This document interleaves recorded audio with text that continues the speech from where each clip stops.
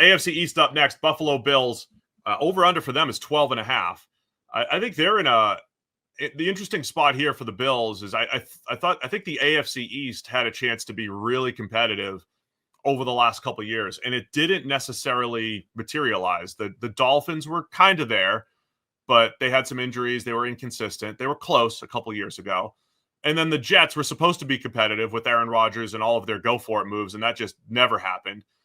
And now it feels like, okay, the Jets are resetting a little bit. The Dolphins, they're not completely resetting, but there's some turnover there. They're not in go-for-it mode anymore. And the Patriots are just trying to win more than 4 games, right? And they probably will, but we don't know how far away they are with their youth movement. So all of a sudden, it felt like some teams were sneaking up on the Bills, but this win total of 12.5, it's massive because the rest of the AFC East has more question marks really than it's had in a few years now.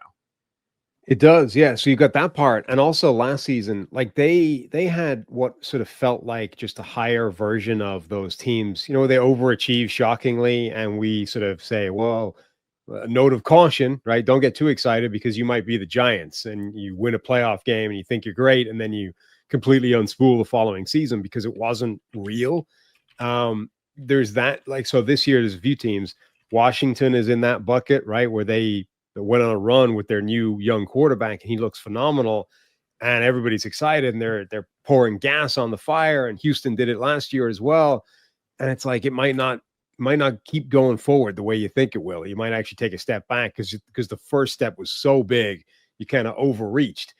Last year was kind of supposed to be a rebuild for Buffalo, not like a total teardown, but we weren't really expecting Buffalo to be a dominant force last year, and they were. They looked as good as ever, and it sort of felt like actually the stuff that we thought might take a while to bed in and get back to where they were, they just picked up where they left off and continued as a contending team.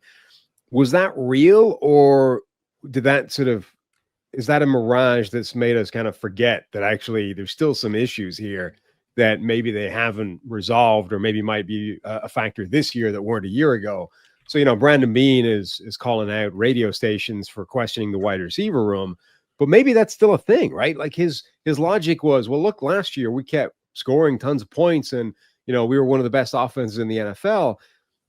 But does that mean it'll happen this year, right? Just because it happened last year does not necessarily mean that it isn't a problem. And if you look on paper at this group, Keon Coleman is still a really important player for them, given where they drafted him, given where he's supposed to play. Joshua Palmer was brought in. He's not that sort of Stephon Diggs replacement either.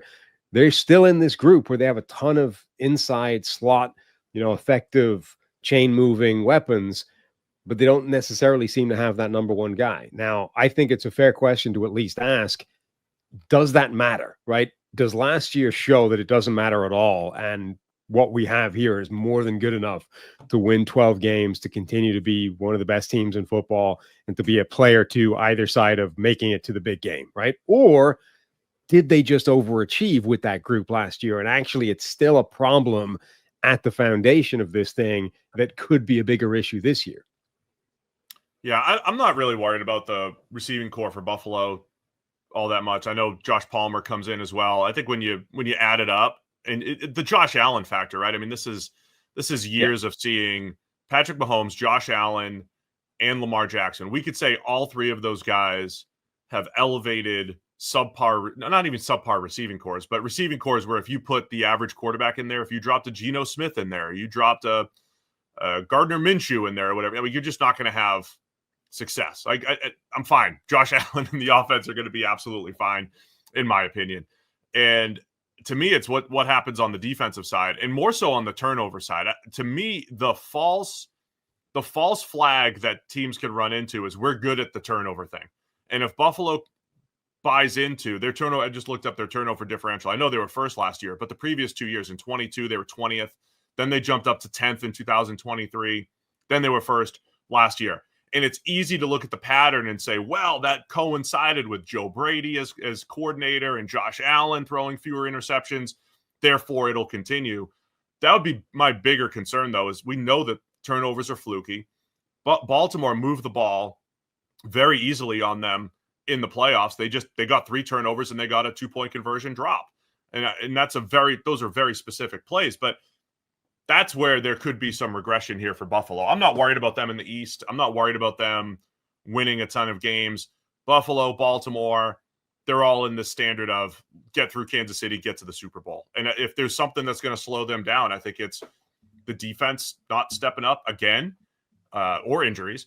The defense not stepping up, and some turnovers just going the other way. So I think they'll be one of the best teams again. Allen and the offense will be fine. I can't wait to see what the defensive line depth does. That's been my big story for them. And then some more security in the secondary with Maxwell Hairston in the first round, and newly paid Christian Benford back there. So I would view it as, did they overachieve in a quote rebuild year last year? Yes. But that's what Kansas City did in 2022. They were even better in 23. And I think the Bills have a chance to be even better this year. The only thing that kills them potentially is turnover luck. And those things, just as much as you want to emphasize it, they're quirky, right? So that's where I am with it. All right, that's enough of that, Steve. Over 50% of the people listening to this are not subscribed right now. So click that button, and then we can get back to whatever it is Steve's telling you about. I could see them not easily going over 12.5, but the division's not as strong anymore. And so, I could see them having the number 1 seed. That's what they should be looking at, right? If we're talking about path to the Super Bowl, the fact that the Bills have an easier road this year, maybe than they've had, they need to dominate the regular season. And look, I know Kansas City went into Buffalo and beat them 2 years ago, but that's still a better path playing in Buffalo against the Baltimores, Kansas Cities, Cincinnati's, whoever else in the conference. I mean, even just the bye week is huge. Like you want to in the AFC where it's not like they're consistently falling every single time in the AFC Championship game. Like you've got to get through some tough teams to even get to the championship game. Not having to play one of them in the first round is huge for getting that number 1 seed. The turnover thing is connected as well. Like if that regresses, if they go back to being just a middle of the pack turnover team on defense, that could potentially expose some of the weaknesses in that defense as well. Like a lot of pressure, not directly, sort of not publicly, but a lot rests on the shoulders of first round pick Maxwell Hairston, a corner. It's tough for corners to come in and be, really good right away.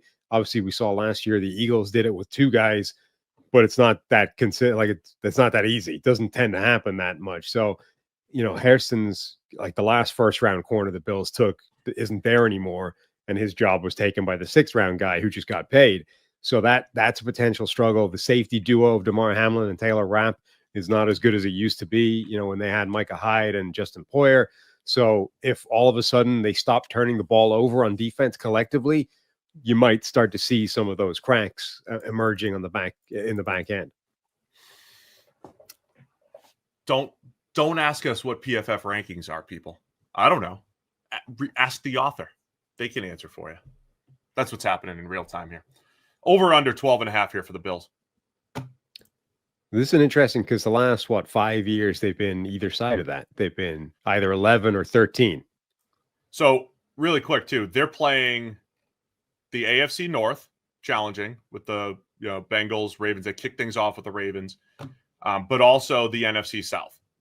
So they have the NFC South in their own division. As I said, I feel like they've regressed. That's why this number is so high. I'll probably they have on this. Like they have a couple tough games, but they have a relatively beneficial strength of schedule. They have like the 5th easiest one based on projected win totals. I say that so. If you look at the kind of way that like basically the easiest 3 and the hardest 3 are outliers relative to everybody else. The rest of them are all pretty much of a muchness. Like the 4th easiest schedule and the 29th easiest schedule are not a million miles apart from each other. I think it's really only a factor if you have one of the 3 easiest or hardest. So Buffalo is the 5th easiest, which is to say slightly easier than everybody else's schedule. Did you make it? I'll take the over 12.5. I think they get 13 plus. Here. I'll go under. I'll give them 12 wins. Thanks for watching all the way to the end of our video. For more great content, click here to subscribe and here to watch another video. We'll see you again soon.